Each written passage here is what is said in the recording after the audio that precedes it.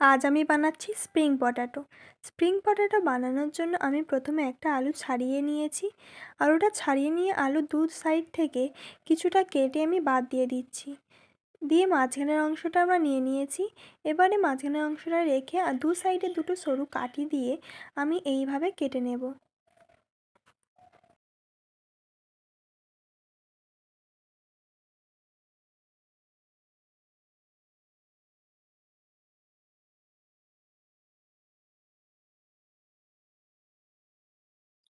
একদিকটা এইভাবে কাটা হয়ে গেলে অপর দিকটা একটু বাঁকিয়ে কেটে নেব।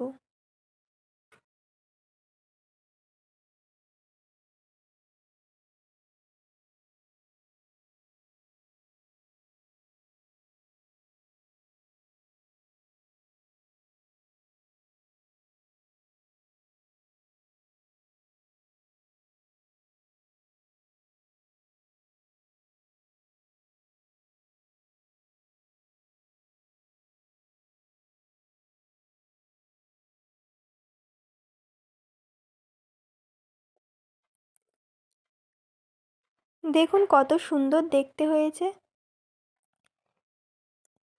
এবারে আমি আরও কয়েকটা আলু এইভাবে কেটে নিচ্ছি।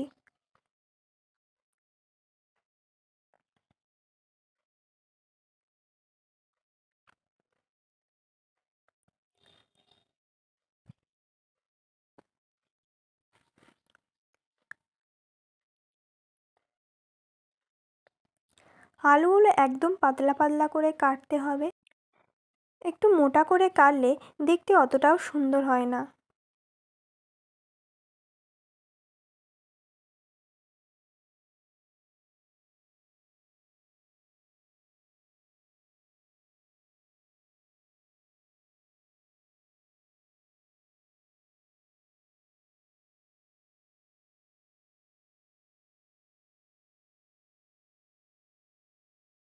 আমাদের সব আলুগুলো এইভাবে কাটা হয়ে গেছে।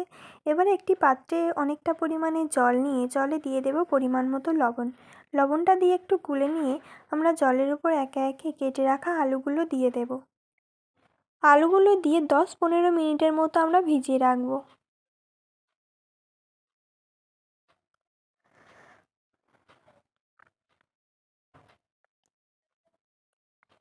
দেখুন ভিজিয়ে রাখার পরে আলুটা কত সুন্দর নরম হয়ে গেছে, দেখতে কতটা সুন্দর লাগছে। এবারে এগুলো আমরা একটি পাত্রে রেখে দেব।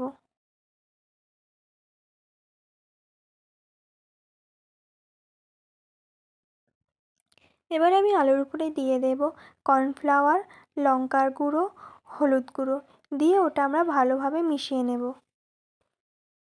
আমরা নুন ব্যবহার করব না, কারণ জলে অনেকটা নুন দিয়ে আমরা আলুটা ভিজিয়ে রেখেছিলাম।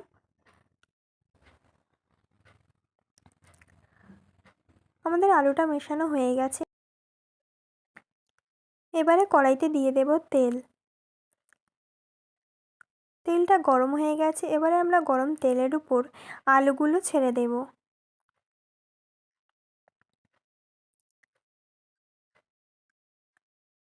আলুগুলো দিয়ে লাল লাল করে ভেজে নিতে হবে। আলুর এক সাইড লাল হয়ে ভাজা হয়ে গেছে। এবার আমরা আরেক সাইড উল্টে দিচ্ছি।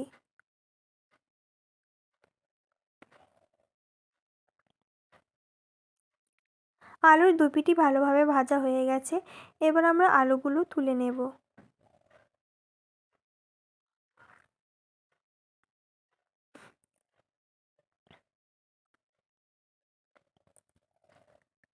আমাদের রেডি হয়ে গেছে স্প্রিং পটাটো। আপনাদের এই ভিডিওটা কেমন লাগলো? আপনাদের যদি ভিডিওটা ভালো লাগে তাহলে অবশ্যই কমেন্ট করে জানাবেন।